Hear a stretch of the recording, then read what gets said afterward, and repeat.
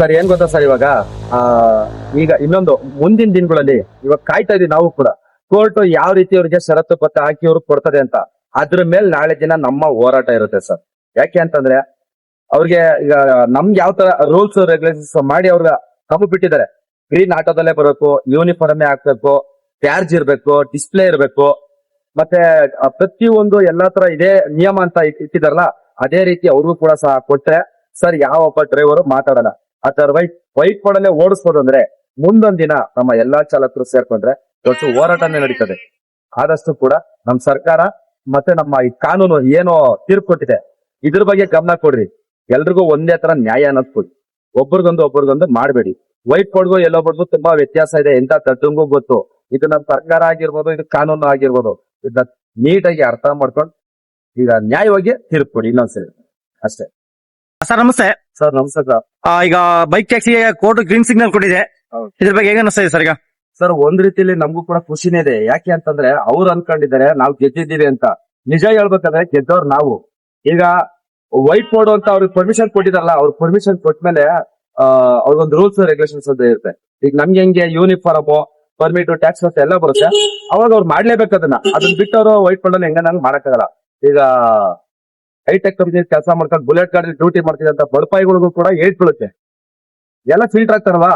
ಹಂಗಾಗಿ ನಮಗೂ ಕೂಡ ದುಡಿಮೆ ಆಗೋ ಚಾನ್ಸ್ ಇದೆ.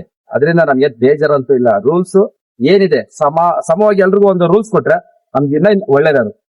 ಯೂನಿಫಾರ್ಮ್ ಅವ್ರಿಗೂ ಇರ್ಬೇಕು, ಟ್ಯಾಕ್ಸ್ ಪರ್ಮಿಟ್, ಒಂದೇ ಕಲರ್ ಬೈಕು, ಒಂದೇ ತರ ಹೆಲ್ಮೆಟ್. ಬೌನ್ಸ್ ಗಾಡಿ ಇತ್ತಲ್ಲ ಸರ್, ಆ ತರ ಪ್ರತಿಯೊಂದು ಗಾಡಿನೂ ಕೂಡ ಬಿಟ್ರೆ ನಮ್ಗಿನ್ನ ಒಳ್ಳೇದೆ. ಅವ್ರು ಗೆದ್ದಿದ್ದೀನಿ ಅಂತ ಅವ್ರು ಅನ್ಕೊಂಡು ಶೇಕ್ ಕಟ್ ಮಾಡ್ತಿದ್ದಾರೆ. ಬಟ್ ನಿಜ ಹೇಳ್ಬೇಕಂದ್ರೆ ಗೆದ್ದವ್ರು ನಾವು. ಬೇಜಾನ್ ಜನ ಫಿಲ್ಟರ್ ಆಗ್ತಾರಲ್ಲ. ಈಗ ಲಕ್ಷ ಜನ ಗಾಡಿ ಓಡಿಸಿರೋ ಜಾಗದಲ್ಲಿ ಕಮ್ಮಿ ಅಂದ್ರೆ ಒಂದು 60-70 ಜನ ಗಾಡಿ ಅಲ್ಲಿ ಡೌನ್ ಆಯ್ತಲ್ಲ. 30,000 ಜನ ಈಗ ರೂಲ್ಸ್ ನ ಫಾಲೋ ಮಾಡ್ಕೊಂಡು ಡ್ಯೂಟಿ ಮಾಡ್ತೀನಿ, ಫುಲ್ ಟೈಮ್ ಅಲ್ಲಿ ಬದುಕ್ತೀನಿ ಅನ್ನೋರು ಅನ್ಎಂಪ್ಲಾಯ್ಗಳಿಗೆ ಕೆಲಸ ಸಿಕ್ಕಂಗ ಆಯ್ತದೆ. IT ಕಂಪ್ನಿ ಕೆಲಸ ಮಾಡಿದ್ರೆ ಅವ್ರ ಪಾಡ್ಗೆ ಅವ್ರು ಇರ್ತಾರೆ ಅಲ್ವಾ ಸರ್. ಇಲ್ಲಿ ಅನ್ಎಂಪ್ಲಾಯ್ಗೆ ಕೆಲಸ ಬೇಕು, ಒಳ್ಳೇದು. ರೂಲ್ಸ್ ಪ್ರಕಾರ ಮಾಡ್ತಾರ ಮಾಡ್ಲಿ. ಈ IT ಕಂಪ್ನಿ ಕೆಲಸ ಮಾಡ್ಕೊಂಡು ಪಾರ್ಟ್ ಟೈಮ್ ಅಲ್ಲಿ ಡ್ಯೂಟಿ ಮಾಡ್ಕೊಂಡು ಫುಲ್ ಟೈಮ್ ಡ್ಯೂಟಿ ಮಾಡೋರು ಹೊಟ್ಟೆ ಮೇಲೆ ಹೊಡಿತಿದ್ರು, ಅವರೆಲ್ಲ ಸೈಡ್ಗೆ ಹೋಗ್ತಾರೆ. ನಮ್ಗಂತೂ ಬೇಜಾರಿಲ್ಲ, ಒಳ್ಳೆ ಕೆಲಸನೇ ಇದೆ. ಒಂದು ವೇಳೆ ಅಕಸ್ಮಾತ್ ವೈಟ್ ಬೋರ್ಡ್ ಅಲ್ಲಿ ಪರ್ಮಿಷನ್ ಕೊಟ್ರೆ ಸರ್ ಅದು ಯಾವ್ದೇ ಕಾರಣಕ್ಕೂ ಆಗಲ್ಲ. ಯಾಕೆಂದ್ರೆ ಈಗ ಎಂತ ತಟ್ಟಂಗೂ ಗೊತ್ತಾಗುತ್ತೆ ವೈಟ್ ಬೋರ್ಡ್ ಅನ್ನೋದು ಮನೆ ಯೂಸ್, ಅದು ದುಡಿಯೋದಕ್ಕಲ್ಲ. ಆತರ ವೈಟ್ ಬೋರ್ಡ್ ನಲ್ಲೂ ದುಡಿಮೆ ಮಾಡ್ಬೋದು ಅನ್ನೋಂತ ಅವ್ರಿಗೆ ಪರ್ಮಿಷನ್ ಕೊಟ್ರೆ ಅದನ್ನ ಅವ್ರ ಒಬ್ಬರಿಗೆಲ್ಲ ಕೊಡ್ಬೇಕಾರದು.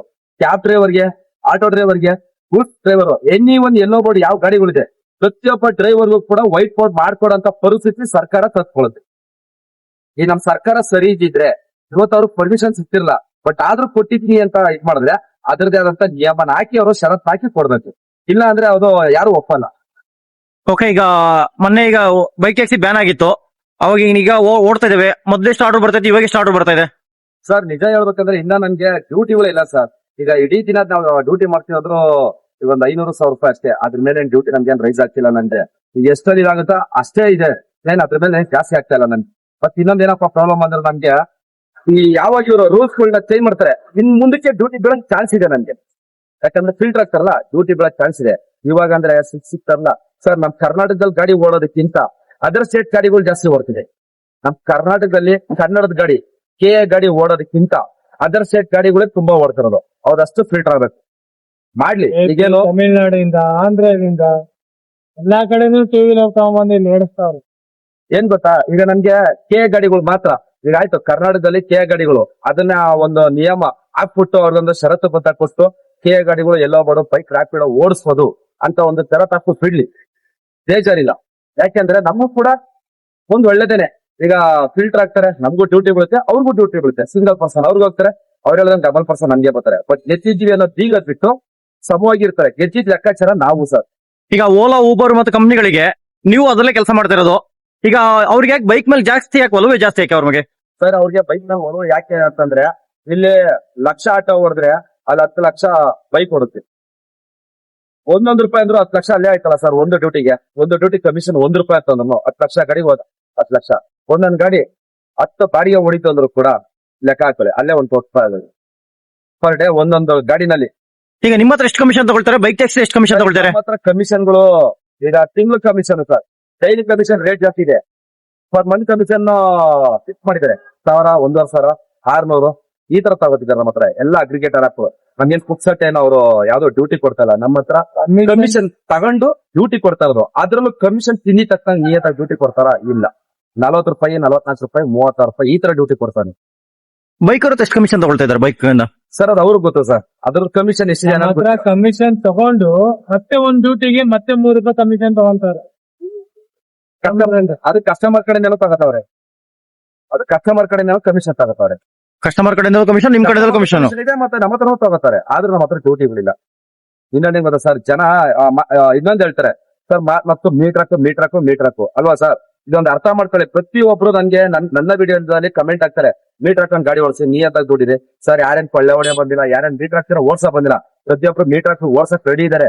ಬಟ್ ಏನಪ್ಪಾ ಅಂದ್ರೆ ಅಪಾರ್ಟ್ಮೆಂಟ್ ಅಲ್ಲಿ ಕುತ್ಕೊಂಡು ಬುಕ್ ಮಾಡ್ತಾರೆ. ಅದನ್ನ ಬಿಟ್ಟು ರೋಡ್ ಬತ್ತಿ ಹೇಳಿ ಯಾಕೆ ಬರಲ್ಲ? ಬರ್ತಾರೆ. ಯಾವನ ಒಬ್ಬ ಕಚಡ ಕೆಲಸ ಮಾಡ್ತಾನೆ ಅಂತ ಅಂದ್ಬಿಟ್ಟು ಪ್ರತಿಯೊಬ್ಬ ಡ್ರೈವರ್ ವರ್ಗಕ್ಕೂ ಅವಮಾನ ಮಾಡೋದು ತಪ್ಪು. ಈಗ ಬೈಕ್ ಟ್ಯಾಕ್ಸಿಂದ ಆಟೋದವ್ರಿಗೆ ತೊಂದರೆ ಆಗ್ತಿದೆ, ಕ್ಯಾಬರಿಗೆ ತೊಂದರೆ ಆಗ್ತಿದೆ ಜಾಸ್ತಿ. ಸರ್ ಒಬ್ಬರಿಂದ ಇಬ್ರಿಗೂ ತೊಂದ್ರೆ ಸರ್. ಈಗ ನೀವು ನಂಬಲ್ಲ, ಸಿಂಗಲ್ ಪರ್ಸನ್ ಕ್ಯಾಬ್ ಅಲ್ಲಿ ಹೋಗ್ತಿದ್ರು, ಆಟೋದಲ್ಲಿ ಹೋಗ್ತಿದ್ರು. ಇವಾಗೆಲ್ಲ ಅವ್ರು ಹೋಗ್ತಾರೆ. ಅದರಲ್ಲೂ ಬೈಕ್ ಅಲ್ಲಿ ಸಿಂಗಲ್ ಪರ್ಸನ್ ಹೋಗ್ತಾರ, ಅವರೇ ಇಬ್ಬಿಬ್ರು ಕೂರಿಸ್ಕೊಂಡಿದ್ದಾರೆ. ಬೈಕ್ ಅಲ್ಲಿ ಇಬ್ಬಿಬ್ರನ್ನ ಕೂರಿಸ್ಕೊಂಡಿದ್ದಾರೆ. ಅದನ್ನೆಲ್ಲ ರೂಲ್ಸ್ ಬ್ರೇಕ್ ಮಾಡ್ತಿದಾರಲ್ಲ, ಅದನ್ನ ಕಟ್ ಮಾಡ್ಬೇಕು. ಈಗ ನಿಮ್ಮಲ್ಲೇ ಒಗ್ಗಟ್ಟಿಲ್ಲ ಅನ್ಕೊಳ್ತೀವಿ, ಯಾಕಂದ್ರೆ ಕೆಲವರು ಸ್ಟ್ರೈಕ್ ಮಾಡಿದಾಗ ಬರಲ್ಲ. ಹಾಗಾಗಿ ಮುಂದಿನ ದಿನದಲ್ಲಿ ಯಾವ ತರ ನಿಮ್ದು ನಡೆಗಳಿರುತ್ತೆ? ಸರ್ ಒಗ್ಗಟ್ಟು ಅನ್ನೋದು ಇನ್ನೊಂದೇನ್ ಗೊತ್ತಾ ಸರ್ ಇದೆ ಸರ್, ಒಂದ್ ಕಾಲದಲ್ಲಿ ಇತ್ತು ಡ್ರೈವರ್ಗಳು ಒಗ್ಗಟ್ಟು ಅಂದ್ರೆ ಇದು. ಯಾಕಂದ್ರೆ ಅವಾಗೆಲ್ಲ ನಮ್ ಕರ್ನಾಟಕದ ಹುಡುಗರು ಬೆಂಗಳೂರಲ್ಲಿ ಇಲ್ಲೇ ಹುಟ್ಟಿ ಬೆಳೆದಂತ ಡ್ರೈವರ್ಗಳು, ಇಲ್ಲಿ ಒಬ್ಬ ಡ್ರೈವರ್ ಒಂದು ಮಾತು ಹೇಳಿದ್ರೆ ಪ್ರತಿಯೊಬ್ರು ಕೇಳಂತ ಪರಿಸ್ಥಿತಿ ಒಂದ್ ಕಾಲದಲ್ಲಿ ಇತ್ತು, 10-15 ಇಯರ್ಸ್ ಬ್ಯಾಕ್ ಅಲ್ಲಿ. ಅದೇ ಇವಾಗ ಏನಾಗಿದೆ ಅಂದ್ರೆ ತುಂಬಾ ಜನ ಊರಿಂದ ಊರ್ ಬಿಟ್ಟು ಬಂದಿರ್ತಾರೆ. ನಾನೊಂದ್ 2 ವರ್ಷ ದುಡ್ಕೊಂಡು ನಾನು ವಾಪಸ್ ಊರ್ಗ್ ಹೋಗ್ಬೇಕು, ನನ್ಗೆ ಯಾಕೆ ಬೇಕಿದು? ಅವ್ರೇನ ಇದ್ ಮಾಡ್ಕೊತಾರೆ, ನನ್ಗೆ ಆಗ್ಬೇಕು, ಎಲ್ರು ನಮ್ಗೆ ಆಗ್ಬೇಕು, ನನ್ಗೆ ಆಗ್ಬೇಕು, ಈ ತರ ಮಾಡ್ಕೊಂಡು ಕೆಲವ್ರು ಮುಂದಕ್ಕೆ ಬರ್ತಾ ಇಲ್ಲ. ಇದನ್ ಬಿಟ್ಟು ನಾವೆಲ್ಲರೂ ಒಂದೇ ಅಂತ ಮುಂದೆ ನಿಂತ್ಕೊಂಡ್ರೆ ಸರ್, ಆಟೋದವ್ರ ಮುಂದೆ ಯಾರು ನಿಲ್ಲಕ್ಕಲ್ಲ. ಯಾವ ಗೌರ್ಮೆಂಟ್ ಕೂಡ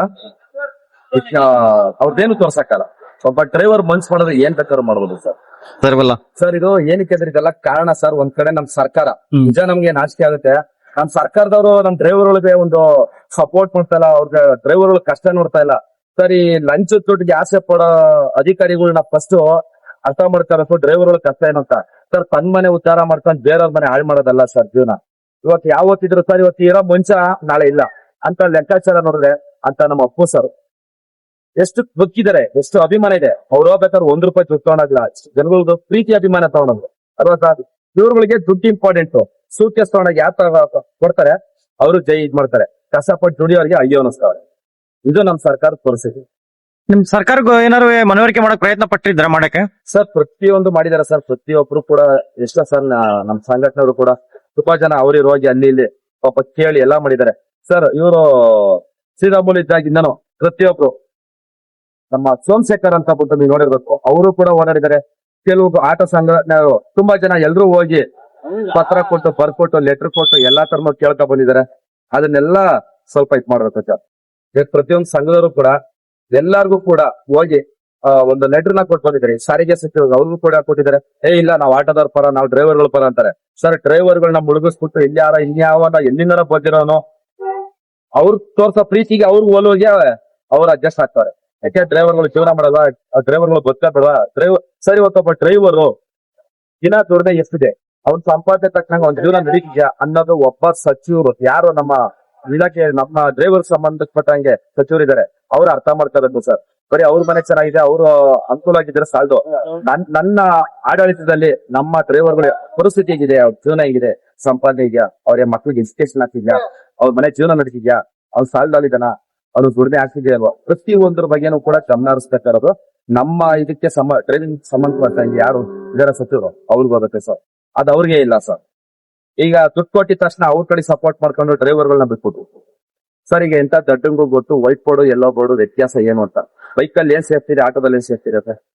ಎಷ್ಟು ಜನ ಸರ್ ಮಂಡಿ ಮುರ್ಕೊಂಡು ರೋಡಲ್ಲಿ ಬಿದ್ದಿದ್ದಾರೆ ಅಲ್ವಾ ಸರ್? ಅಂತ ಮನುಷ್ಯ ಕೂಡ ಇವತ್ತು ನಾವು ನೋಡಿ ರ್ಯಾಪಿಡೋ ಬೈಕ್ ಹತ್ಬಿಡಿ ಅಂತ ಅವರು ಕೂಡ ಅಷ್ಟು ವಿಡಿಯೋ ಮಾಡಿ ಅವರು ಕೂಡ ತುಂಬಾ ಅಷ್ಟು ನೊಂದು ಬೆಂದು ಯಾವ ರ್ಯಾಪಿಡೋ ಕಂಪ್ನಿನ ಅವ್ರು ಹೋಗಿ ಸಹಾಯ ಮಾಡಿಲ್ಲ, ಯಾರು ಹೋಗಿ ಕೈ ಹಿಡಿಲಿಲ್ಲ, ಅವ್ರು ಒಂದು ಪರಿಹಾರ ಕೊಡ್ಲಿಲ್ಲ. ಎಷ್ಟು ಜನ ಲೇಡೀಸ್ ನ ಬೆಳೆಸಿದ್ರು, ಎಷ್ಟು ಜನ ಕಿಡ್ನಾಪ್ ಕೇಸ್ಕೊಳ್ಳೋದಲ್ಲಾಗಿದೆ. 1-2 ಇನ್ಸಿಡೆಂಟ್ ತೆಗಿತಾ ಹೋದ್ರೆ ತುಂಬಾ ಇದೆ. ಇಲ್ಲಿ ಅವ್ರು ತಪ್ಪು ತೋರ್ಸಿದ್ರೆ ನಮ್ದು ಇನ್ನೊಂದು ಹೆಂಗ್ ತೋರ್ಸ್ತಾರೆ ಅಂದ್ರೆ, ಯಾರೋ ಒಬ್ಬ ಡ್ರೈವರ್ ಮಾಡೋ ತಪ್ಪುನ ನೋಡ್ರಿ ನೀವು ಆಟೋದವ್ರು ಸರಿ ಇಲ್ಲ, ನೀವು ಜಾಸ್ತಿ ಕೇಳ್ತಾರೆ, 50-500 ಕೇಳ್ತಾರೆ ಸರ್. ಯಾರು ಸರ್ ಇಲ್ಲಿ ಯಾರು ಕಟ್ಟರಲ್ಲ ಸರ್, ಯಾವನು ಕೊಡಲ್ಲ ಸರ್. 50-500 ರೂಪಾಯಿ ಯಾವನು ಕೊಡಲ್ಲ ಅಲ್ವಾ ಸರ್? ಕೊಡ್ತಾರ ಸರ್ ಯಾರನ್ನ? ಈಗ ಒಂದು ಮ್ಯಾಪ್ ಹಾಕ್ಬಿಟ್ರೆ ಇಲ್ಲಿಂದ ಇಷ್ಟು ಡಿಸ್ಟೆನ್ಸ್. ಸರ್ ನೀನ್ ಯಾಕೆ ಕೇಳಕ್ ಹೋಯ್ತೀಯ? ಈಗ ರ್ಯಾಪಿಡ್ ಬೈಕ್ ನ ಬುಕ್ ಮಾಡ್ತಾರಲ್ವಾ, ಅವ್ರನ್ನ ಕೇಳ್ತೀರಾ? ಮುಖ್ಯ ತಾನೇ ಮಾಡೋದು. ಅದೇ ರೀತಿನೇ ನಾವಾದ್ರೂ ಕೂಡ ಅಷ್ಟೇ ಹೇಳೋದು. ನೀವು ಬಂದು ಕೇಳ್ಬೇಡಿ, ನೀವು ಬುಕ್ ಮಾಡಿ. ಆಟೋ ನಿಮ್ ಹತ್ರ ಬಂದೇ ಬರ್ತದೆ. ಬುಕ್ ಮಾಡ್ರ ಆಟೋ ಹೆಂಗ್ ಸರ್ ಕೇಳ್ತದೆ ಎಕ್ಸ್ಟ್ರಾ? ಕೇಳಲ್ಲ ತಾನೆ. ಈಗ ಆಟೋದ ಎಕ್ಸ್ಟ್ರಾ ಕೇಳ್ಬಿಟ್ರಂತೆ, ಅದಕ್ಕೆ ರ್ಯಾಪಿಡೋ ಬೈಕ್ ಅಂತೆ. ಹಂಗ ರ್ಯಾಪಿಡೋ ಬೈಕ್ ನ ಕರೆದಿದ ತಕ್ಷಣ ಬರ್ತಾರ? ಮುಖ್ಯ ತಾನೇ ಮಾಡಿದ್ರೆ ಅವ್ನು ಬರೋದು. ಅದೇ ರೀತಿನೇ ಈ ಬುಕ್ಕಿಂಗ್ ಮಾಡೋ ಜನಗಳು ಅಷ್ಟೇ ಅರ್ಥ ಮಾಡ್ಕೋಬೇಕು ಸರ್. ಏನೇನ್ ಗೊತ್ತಾ ಸರ್, ಮಳೆ ಬರ್ಲಿ ಚಳಿ ಬರ್ಲಿ ಆಟೋನೇ ಸರ್ ಸೇಫ್ಟಿ. ಈ ಬೆಂಗಳೂರು ಟ್ರಾಫಿಕ್ಗೆ ಅವ್ರಿಗೊಂದು ಸೇಫ್ಟಿ ಅಂತಂದ್ರೆ ಇದೆ ಸರ್. ಇವತ್ತೊಂದ್ ಸ್ವಲ್ಪ ಬೈಕಲ್ಲಿ ಹಿಂಗ್ ನುಗ್ಸಕ್ ಹೋಯ್ತಾರೆ, ಎಷ್ಟು ಜನ ಬಸ್ ಸಿಗಾಕೊಂಡಿದ್ದಾರೆ. ಇದು ಯಾವ್ದೋ ಕಣ್ಣು ಕಾಣಲ್ಲ ಸರ್. ಜೀವಕ್ಕಿಂತ ಹೆಚ್ಚು ಅವ್ರಿಗೆ 50 ರೂಪಾಯಿ ಉಳಿಸೋದು. 50 ರೂಪಾಯಿ ಖರ್ಚಾದ್ರೂ ಪರವಾಗಿಲ್ಲ, ನಮ್ ಜೀವ ಚೆನ್ನಾಗಿದೆ, ಕೋಟಿ ಸಂಪಾದನೆ ಮಾಡ್ತೀವಿ ಅನ್ನೋದು ಅವ್ರ ಭಾವನೆ ಇಲ್ಲ. ಅವ್ರಿಗೆ ಇರೋದೇನು ಅಂದ್ರೆ ಪ್ರತಿ ಒಬ್ರಿಗೂ 5 ರೂಪಾಯಿ ಉಳಿಸ್ಬೇಕು ಸರ್. ಜೀವ ಹೆಚ್ಚು, 5 ರೂಪಾಯಿ ಹೆಚ್ಚ ಸರ್. ಇದನ್ನ ಯಾರು ಅರ್ಥನೇ ಮಾಡ್ಕೊಳಲ್ವಲ್ಲ. ಮಾತೆ ತರ ಆಟೋದ್ರ ಮೇಲೆ ತಪ್ಪು ಹೊರ್ಸೋದ್ ಬಿಟ್ರೆ ಅವ್ರು ಏನಾದ್ರು ಬೇರೆ ಏನಾದ್ರು ಕಲ್ತಿದಾರ ಹೇಳ್ರಿ?